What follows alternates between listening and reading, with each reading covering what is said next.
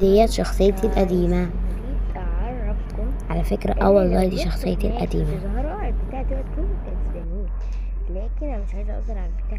بيقولك لو رحتي من هناك هتكسبي روبلوكس. الحركه دي روح بس ده هناك.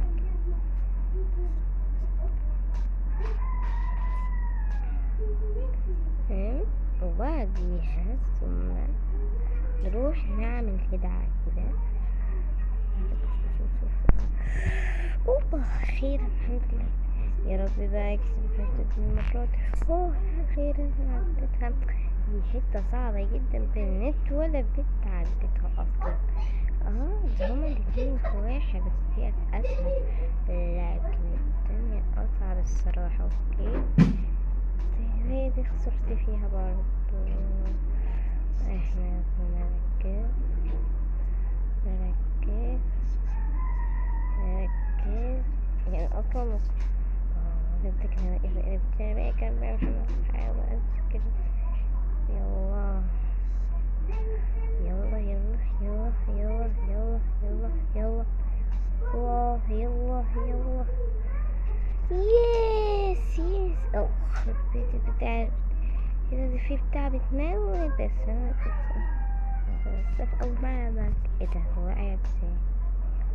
البتاع بتتحرك بتتزحلق اي حاجة. ايه ده احنا لمسنا زيت عادي وعادي، لكن هنا لا. بس عادي ما تتذكروش. ايوه متفتكروش كل حاجة تكون صعبة عليكم.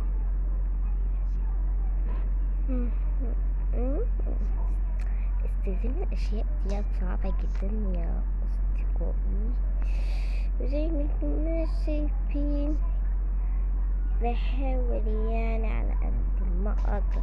خربت أبعد عن الباب. يا رب يا رب اكتب يا رب. بس عايزة روبوكس عايزاه، وكنت أحاول زي صحابي دايما شايفين زي أي حد بينهج علشان يجيب الروبوكس. فأنا أخيرا عديت، عشان ده بيقولك هتكسبك روبوكس أكتر لو عديتي من الناحية ديت.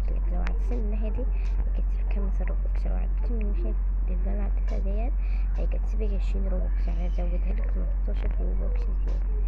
فيلا بينا يلا بينا يلا بينا يا يلا يلا.